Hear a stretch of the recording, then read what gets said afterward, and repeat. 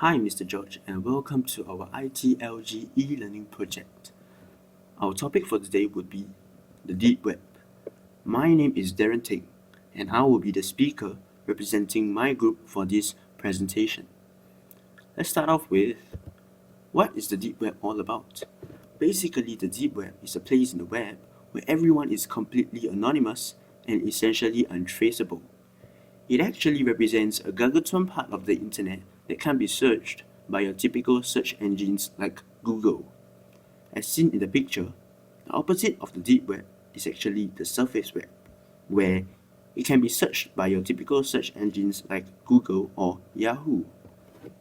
An example of a deep web would be the Silk Road, where it's actually an anonymous market, and it's anonymous that can be searched by your typical search engines like Google. So, who actually creates the deep web websites? The creator of the deep web was originally from the US government, particularly by the US Naval Research Laboratory. So why is it actually created? With identification comes responsibility.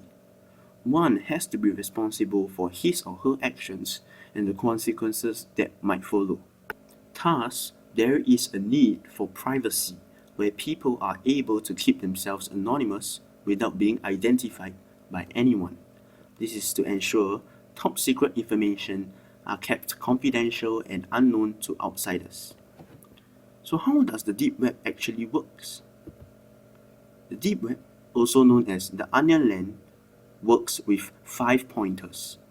First, the web addresses consist of random characters and then an onion extension, which directs you to the destination by sending you through many hoops. It keeps the user anonymous, and identification on the website is also kept confidential. Lastly, it protects what happens on the deep web. Example of the deep web is the Tor hidden services or the darknet server that can only be resolved by using the Tor browser bundle. Thus, it's unable to be accessed by using ordinary search engines. So what actually is the deep web used for? As more and more people are turning to the deep web to safeguard their information, it is because on the deep web you are truly anonymous. Both your location and your browsing habits can't be picked up.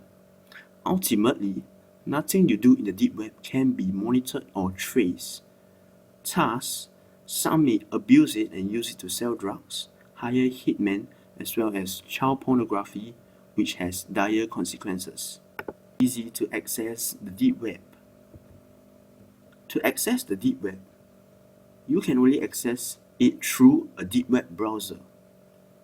Search engine uses web crawlers that follow hyperlinks through known protocol virtual port numbers. A web crawler is actually a bot that browses the World Wide Web for the purpose of web indexing. And the most famous among these web browsers is called Tor. Moving on, here are some interesting facts about the deep web. The deep web is actually 400 to 500 times larger than the commonly known World Wide Web. It contains 7,500 terabytes of information compared to the surface web. The deep web is the largest growing category of new information on the internet. Wow, isn't that scary?